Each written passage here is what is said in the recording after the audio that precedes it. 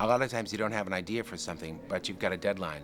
And that fear is a great thing to work on you, on me specifically. I mean, I'm driven by it. Will I fail? Will I get it together in time? It's a great motivator to do some of your best work.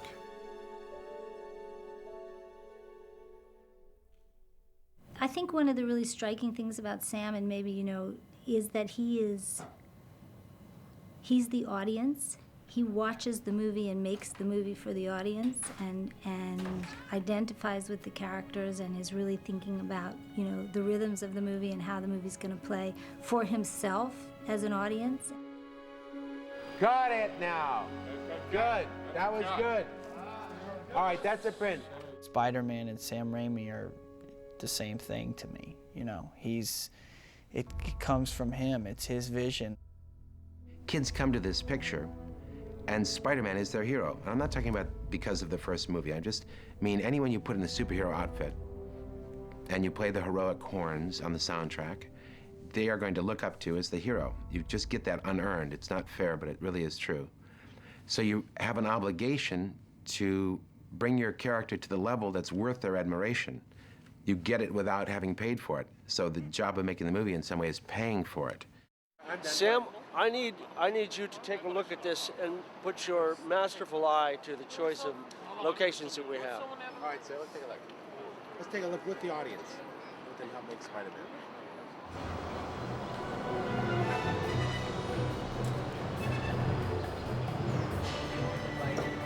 This is rehearsal of the end of the walk, the halt in front of the alley. You ready, mister? Great. Now this time,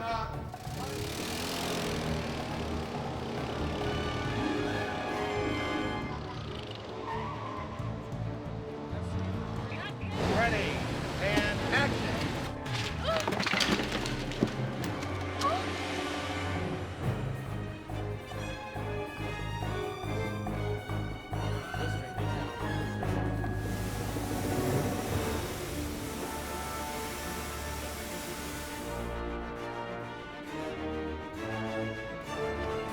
Okay, ready, and action.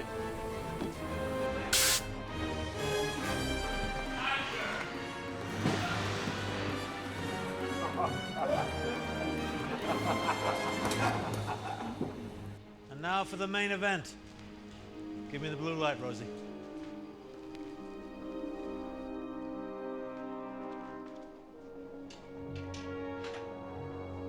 It's a very different, very unique way of filming. It's not like anything most of us get to do, really. You know, it's much more to do with the technology. So you can't fight that. You can't sort of start. You can't stand in the middle of all this technology and say, I'm a bit worried about, why am I here? You can't really, I mean, you got to be serious about it, but you can't. You have to balance the elements of the job. It's a very particular way of working, and it's a very interesting. I find it, absolutely fascinating. 3, 2, 1, strike! Oh, that was bitchin'. Let's do another one, just because you can. On a roll. Let's go. As the director of a picture, the crew is expecting you to know what you're doing and trusting in you to know what you're doing, to lead them. Everyone is really doing the work. It's just that the finished product is more in the director's hands than the other artistic contributors. And there are so many artistic contributors, from the actors, to the grips, to the electricians, to the makeup departments, to the hair departments, to the wardrobe, everybody. So the fact that the movie did well made me feel great in the sense that I thought that all the people that worked on the picture for so long and hard must have thought that I had led them well, because the movie turned out okay. I think that crew was the hardest working crew I've ever seen. And it was because Sam treated them well and treated them with respect, and I think they would have walked across hot coals for him had he requested it. We were scouting, prepping, producing, and shooting all at the same time. The word balance is probably not the way to describe this process.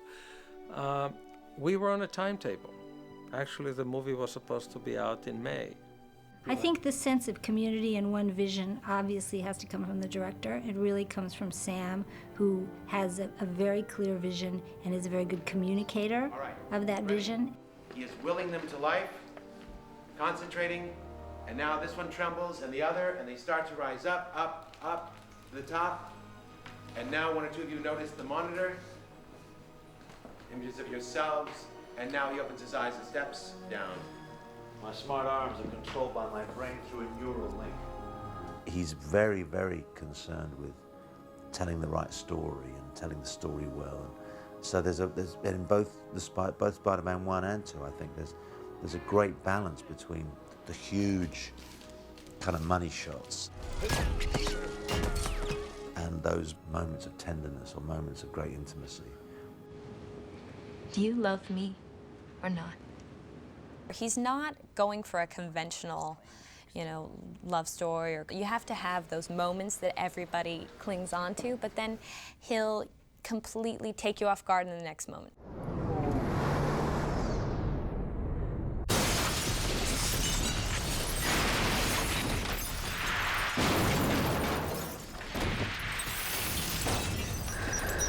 Any of the fans who thought that Sam Raimi was a sellout has turned his back on Evil Dead and all the movies that he's excelled at and is known for will finally have to shut their mouths, because it's like full-on Sam Raimi. He's a very well-rounded director. He delivers very exciting visual images, but he cares a lot about the actors, and I've had a blast with him.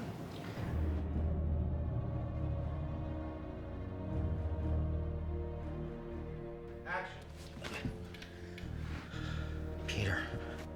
He says to me, look, you're my partner in telling this story. You're my partner in building your character of Peter Parker, but I also trust you in telling this story of this movie with me. So if you have anything to say, any suggestions, I feel completely free to just bring up anything I want.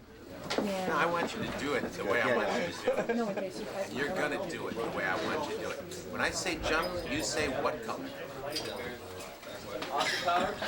Well, Sam, you're telling me that as if that's something I don't know, as if something's changed. I've gone through your reviews from the first picture, and here we are in the second picture. Once again, you're the puppet master, I'm the puppet. You're pulling the strings. Okay, Godfather. I can see it my way. I hear them sort of teasing each other a little bit and smiling and giggling a bit between them. They've obviously reached a very deep understanding of how to work together and a deep respect. I'll tell you something else. The performance isn't good enough. I want some real quality acting in this picture. I want something like Bruce Campbell would give me. Oh, shoelace.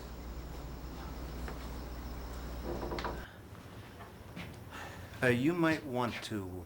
For me, the whole thing is very amusing, and it's been fun to watch, because why not have a guy who made, Evil Dead for $350,000 do Spider-Man? Because that's the guy you want, not the guy who's used to having everything all the time. Give it to someone who's used to doing a bunch with nothing. Now you give him something, and you can... I think it was a good choice. It was a good match of material, because Sam's always been a comic book guy. Action. All right, run a picture of a rancid chicken, food poisoning scare, Sweep City. Some food got poisoned? I'm a little nauseous, yeah. The first movie Sam and I did together, I think we very quickly felt very comfortable together, and it gets more and more fun, and it's like going to a reunion every time I get to work with him again. It gives me a great sense of stability, and I know that certain scenes will work because I've got these particular actors in it. When we got back into the Daily Bugle, it felt like going home again, because this guy brings in an element of this movie that everybody fell in love with in movie one, and everybody wanted more. Miss Brandt, give me a violin. I think it's all there in the comic book, really. I mean, obviously you can't hear it, but the bluster is all there. The look obviously is there, the hair, the mustache, and all that. I was afraid some people might think, oh, it's going to be too broad. I had heard that when I was shooting it. But I always found him funny. He's just a great actor. Seems to always have the right stuff for the right scenes, no matter what parts he's playing. He means a lot to me because I always wanted to play J. Jonah Jameson. I wish they had made the movie 30 years ago so I could have. But I always felt I knew, I mean, he's my favorite character. I love J. Jonah Jameson. And I got to tell you that he plays the role, I hate to say it, better than I could have done it.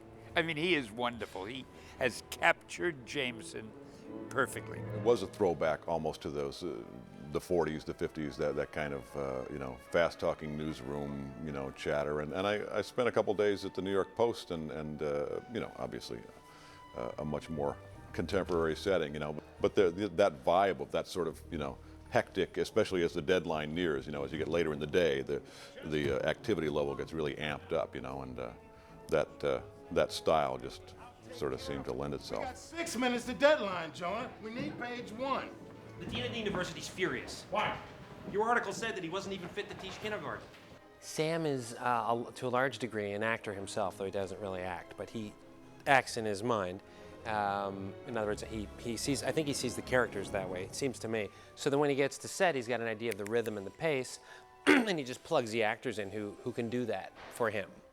So when he arrives on set, we just get sort of plugged in, and it works quite nicely. The advantage of working with people that you know is that you know what their abilities or disabilities are, and you know how to work with them.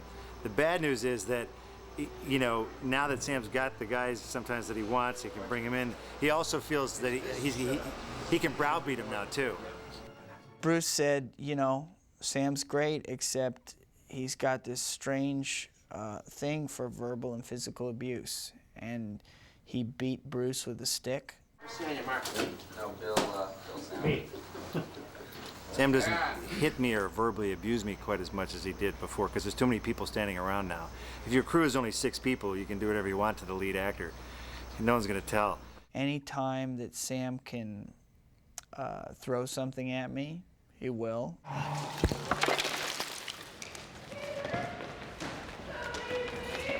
Filming is not a democracy. It's a benign dictatorship.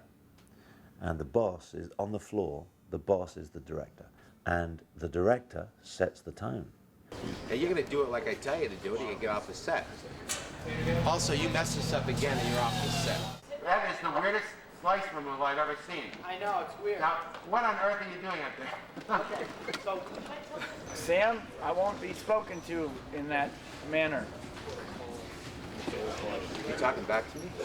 If I hear the word sorry again, you will learn the meaning of the word sorry. Look down, readjust the pizza for eating, raise it. That's it. All right, and no mugging. Gotcha. All right, here we go. His attitude and his professionalism carries everybody through the whole shoot. Grant is going to make sure everyone has a piece of cake, and the amount of time that it takes to eat those slices, he will duly deduct from your paycheck. I think, you know, maybe over the years he's really matured, and over the course of his career, we've seen him go from this kind of the horror genre, and then can make a movie like Simple Plan, can make a movie like Spider-Man. Sam explained it pretty good making the first one. We were shooting the ring sequence, and he turned at one point, he goes, you know, we're doing the same gags, but we just have a lot more money. It's nice that he can finally have the support. So if he goes, I got this crazy shot that I want to do, now he's got all the trained professionals in Southern California to go, okay, how can we make this happen? You know, it's nice that the guy with the big ideas finally gets the toys.